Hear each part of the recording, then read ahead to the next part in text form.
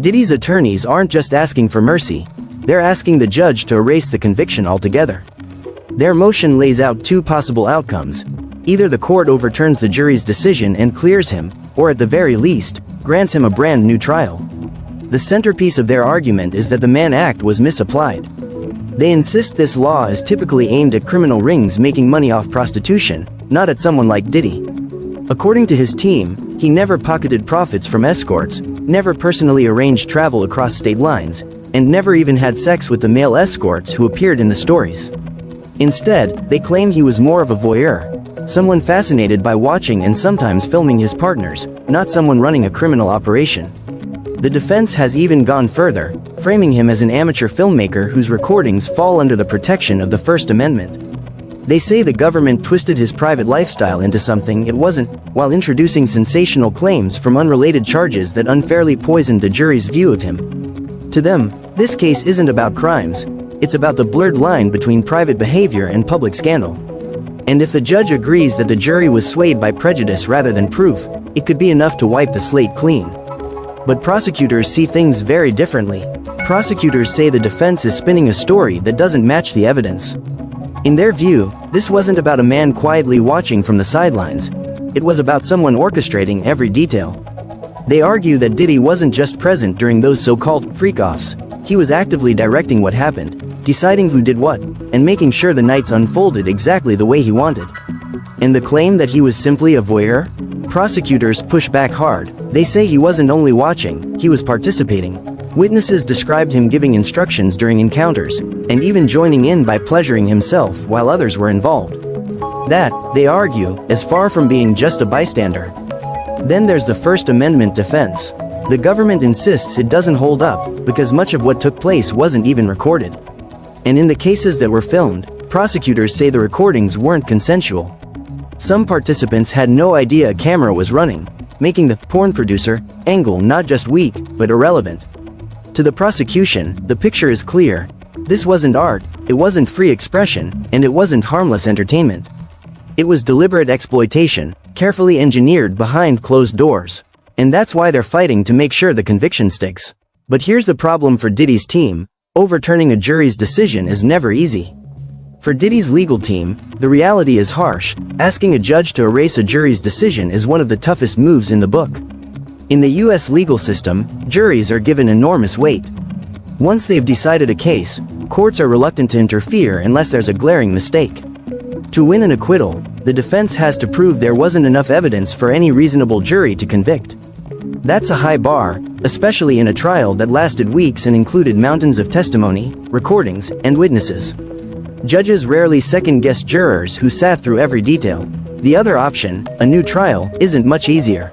For that, Diddy's attorneys need to show that something went seriously wrong in the process, like evidence being mishandled, improper testimony being allowed, or the jury being unfairly influenced. Even then, judges often decide the errors weren't significant enough to change the outcome. So while Diddy's lawyers argue that the jury was swayed by prejudice, prosecutors say the verdict was backed by overwhelming proof.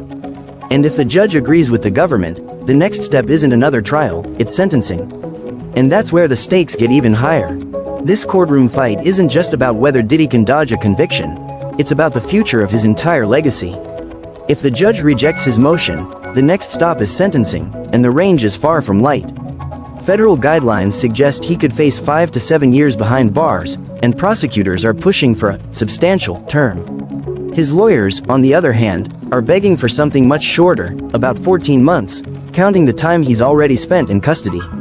They've even pointed to his behavior since being locked up, highlighting how he created a prison course called Free Game with Diddy, which they claim shows he's focused on rehabilitation, not rebellion. But no matter what sentence comes down, the damage to his reputation may be permanent. For years, allegations have swirled around Diddy, civil lawsuits, rumors of abuse, and stories of troubling behavior. While not all of it has been proven in court, the sheer volume of accusations has left a shadow hanging over his name. And this federal conviction, even if it only sticks to the Mann Act, could be the nail in the coffin for his public image. There's also the financial fallout. Endorsements, partnerships, and business ventures tied to his billion-dollar empire are under pressure. Every headline chips away at the mogul brand he spent decades building. In the eyes of the industry, He's no longer just the hitmaker or entrepreneur. He's a man fighting to salvage both his freedom and his empire. And with sentencing day looming, the big question becomes, what happens next if the judge doesn't give him the break he's hoping for? All eyes are now on the judge. If the motion is denied, Diddy's October 3rd sentencing goes forward as planned, and that decision will shape the rest of his life. Prosecutors are pushing for a multi-year prison term, arguing the conviction deserves a strong message. His lawyers are fighting for the bare minimum, just over a year, with most of it already served. But the stakes don't end with prison time. If the judge refuses to overturn the conviction, Diddy's legal team is expected to launch an appeal, dragging this battle into higher courts. That process could take years, with no guarantee of success, but it's the only way to keep hope alive. In the meantime, the public spotlight won't fade. Every development is amplified by headlines, and every new filing sparks debate online.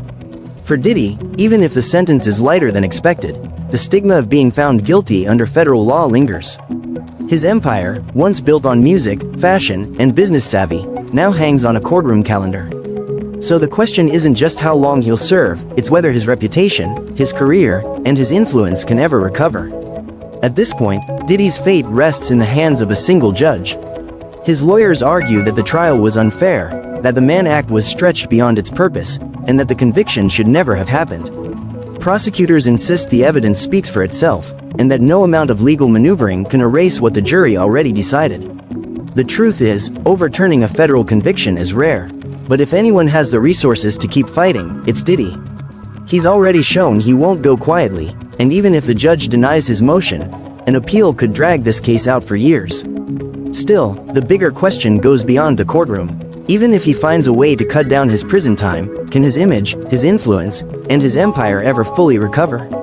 Or has the fall of one of hip-hop's biggest moguls already been written in history?